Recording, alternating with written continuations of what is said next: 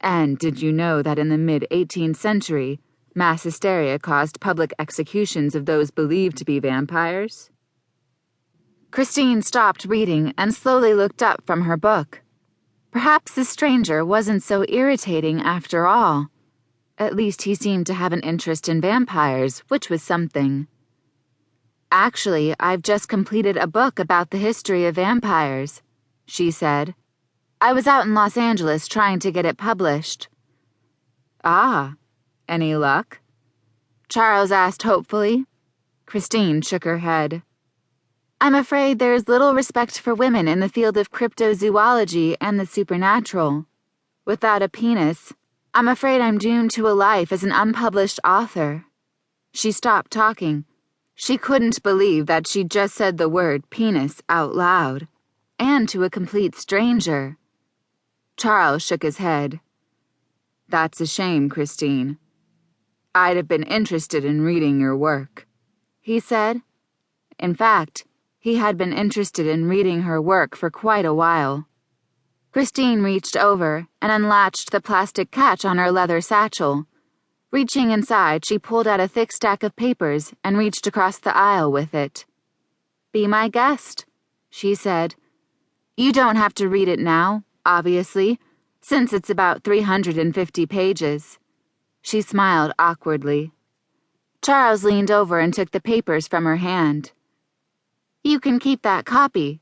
Just don't go publishing it under your own name or anything, she said. Charles laughed. I wouldn't know where to begin to do something like that, even if I wanted to, he said. Sorry, this whole publishing process has made me sort of skeptical about everyone.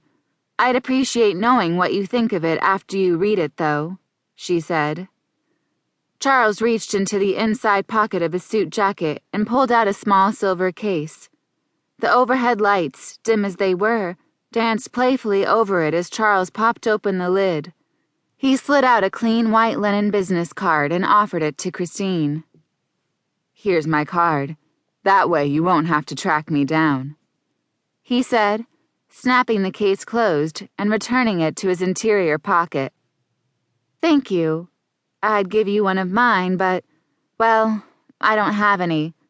I ordered 1,500 to take out to LA with me, but the printing company got delayed, and I ended up going with none. She turned the card over and glanced over the gold-embossed letters.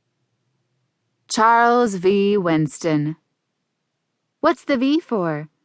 She asked, finally closing her book and sliding it into her satchel. Vlad, Charles said. Christine laughed. She couldn't help herself. Seriously? She said, laughter still on her tongue. Seriously, he said. Wow, no wonder you know about vampires. Christine shifted in her seat to face Charles. You have no idea, Charles said, taking a sip of his champagne. So tell me, Vlad, she teased. Charles, please, he insisted. Sorry, Charles. What is it that you do for a living? She cocked her head and leaned sideways against the headrest as she waited for his answer. Me? Oh. I'm nothing special. He gave her a wink. Christine studied him for a moment. His crystal blue eyes glimmered and his dark black hair was swept neatly back. A man of mystery, huh? She squinted one eye. I'll figure you out. I always do. It just might take me a while. Charles smiled kindly, but he didn't say a word.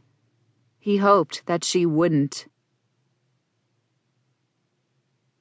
To keep listening to this audiobook, I've left you a link in the description so you can do it, at no cost thanks to Audible's 30-day free trial.